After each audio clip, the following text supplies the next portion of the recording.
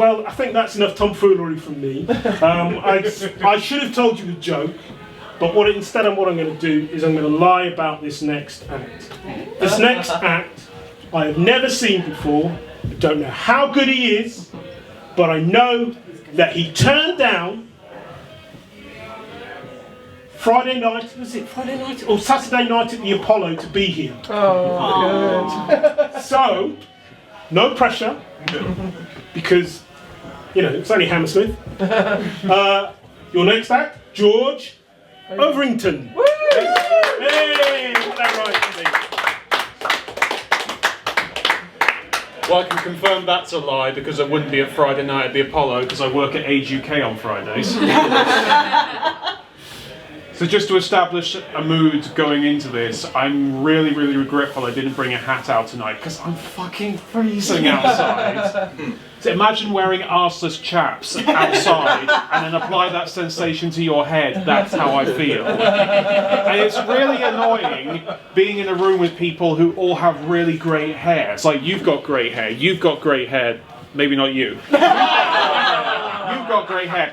You should appreciate it because this is not as much fun as it looks. And also, let it be known that just because a person is bald doesn't mean that they can't still suffer from dandruff. Trust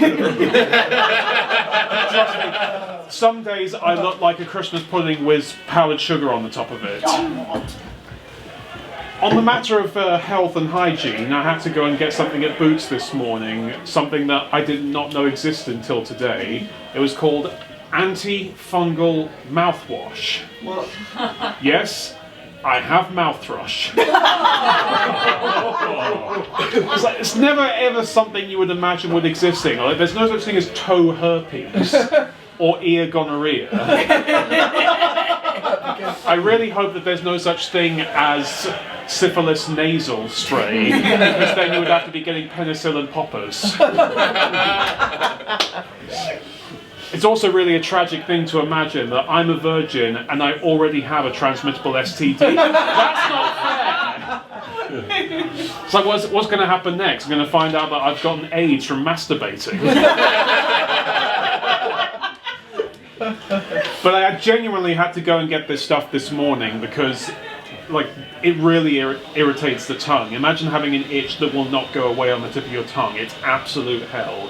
So I went and got it, and I was on my way to work at the time, so I didn't really have time to use it in a more subtle environment. So I did it in my car, and I was just like leaning my head out of the window, just going like that. And whilst I was doing this, an old lady walked past and just said, "That's disgusting, why'd you have to do that here?" And I said, "You're right, I should do it in a place that's used to having refuse thrown at it. So how about I spit it into your face?"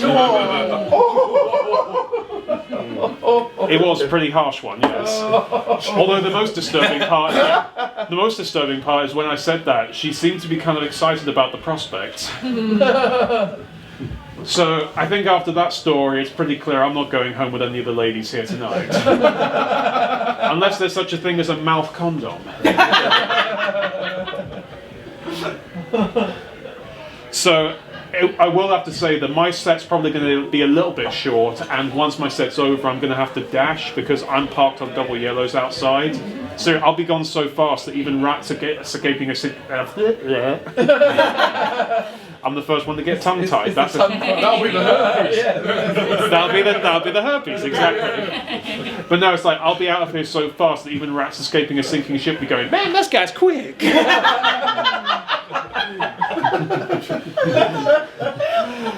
But it's not the... So I've actually been quite lucky in Brighton in terms of parking in places I shouldn't do. I've never ever gotten a parking ticket here. I hope that's not jinxed it.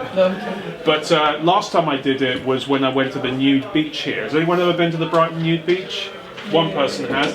It's actually pretty cool, although the fact that there's barely any sand does make it a pain in the arse, literally. Because, like, no joke, when I got back that day, when I went into, because I went to the New Beach and then I went to a gig that my friends were performing at, so I didn't get home until about midnight or so. When I got into the shower and I was cleaning myself off, pebbles fell out of my arse. They had been there all day and I didn't even know.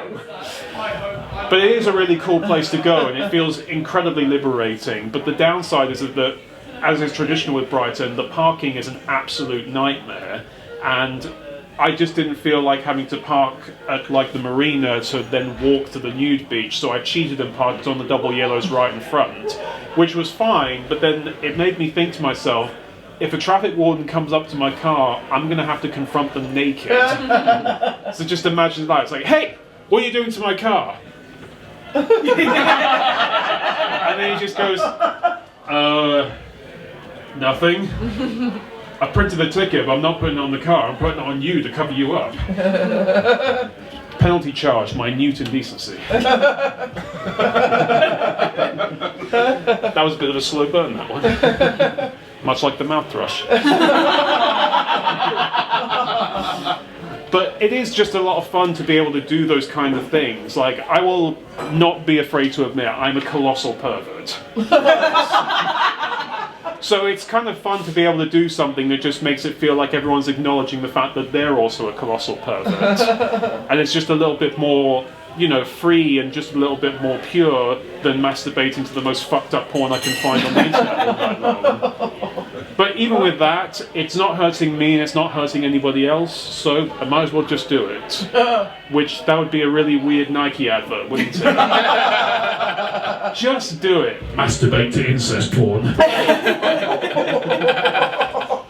There's a couple of people just going, I can tell they're just going, oh god, you are so disgusting. I can tell you're thinking that right now. She's laughing. But there's a few people that I can see, oh thank god, he does it as well. Right, Django? You've been fantastic. Thank you very much.